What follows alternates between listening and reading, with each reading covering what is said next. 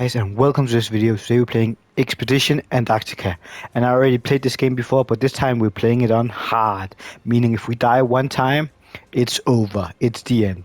So let's just get right into this and get some gear and get going. Let's get the gear so we don't freeze to death, which can't even happen in this game, but yeah. And then let's just get straight. If we die, the video is over. But today's topic is something, yes, in the title, ranking the JoJo's Bizarre Adventures from part 1 to 8, meaning there will be spoilers about the later parts if you haven't watched them. But yeah, as you know, I like to watch anime, so let's just get right to it. In my lowest ranking, ooh, this is kind of like gliding.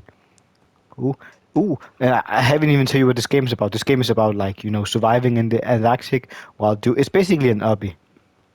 But my lowest JoJo's part is part 2. It's my least favorite, and there's a different reason for that. First off, I think we have the weakest antagonist group of all. Like, I don't really care about the Pillarmen at all. I think all the villains were uninterested, or like, I didn't care for them. Second off, I think the side cast is not the weakest, but like it's not pretty good. It's not good at all. And then I think many people will disagree with this, but I do not like Joseph that much as a main character. But he was all right and funny, but like it just wasn't for me. Ooh, we have to wait here. Ooh, ooh. But yeah, so that's why it's in the end. I also thought it was way too many episodes. Caesar is a good a good side character, but like in the end, his fight was pretty much meaningless for him in a sense. Like it was more about motivating Joseph, but in the end, it wasn't like he lost pretty badly. We can take this way. Let's take this way. Now, my next part is part 1, the first JoJo part. Now, the reason I have it above it is I like the main character equally as much as I like Joseph. Second thing is I think the villain is a lot better. I think Dio in part 1 only, I'm counting only part 1, is a better villain than Joseph, or the Pillarman in part 2. So that's why I have it above.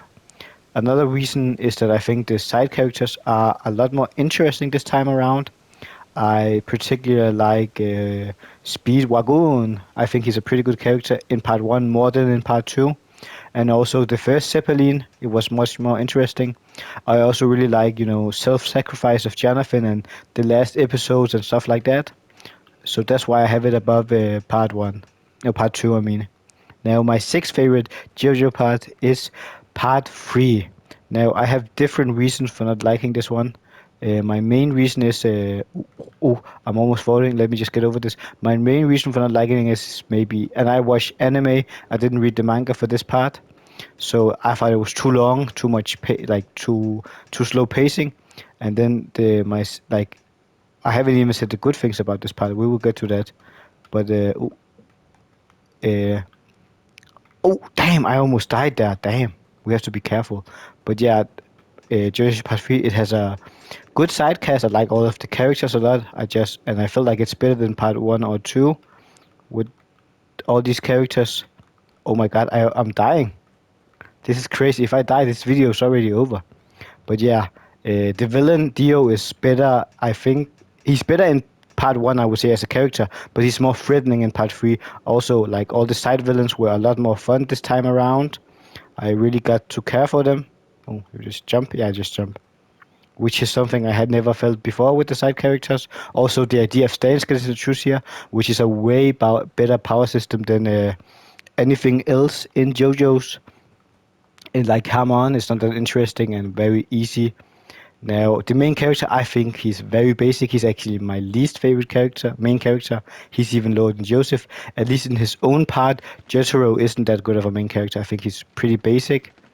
I would say my favorite character from part 3 is probably, I would say, Polnareff yeah, probably him. Uh, but my fifth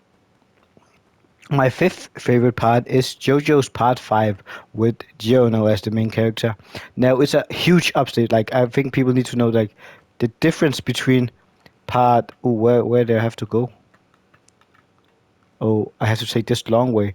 But the main difference is, like, there's a big jump for me from part 3 to part 5, like from the 6th place to the 5th place. Like it's an like you can even not compare them. All the side characters is better than part 3, I think, with Bruno's being one of my favorite side characters. I also But the problem is, like, I felt the story was uninteresting. I felt the entire plot was uninteresting. I felt a lot of the stands were not that interesting for me. My second, also another complaint is the main character. In my opinion, is very, very boring. Not that he's a bad, but he's just boring. But he's still better than Jotaro. But that's not saying a lot, in my opinion.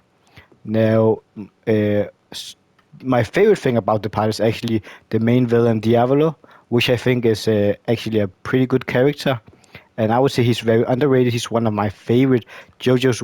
Oh, yeah, the video is over. Thank you guys for watching. It's not over yet. I'm gonna do a little bit more, but like you're never gonna hear me finishing the JoJo parts, which is kind of sad. Maybe in the next video I will try again. But yeah, I would say thank you for watching this video, and I'll see you in the next one. Remember to like and subscribe though, and if you do, I will try to do this ranking again without being interrupted and being confused all the time. So I'll see you in my next video. Bye bye.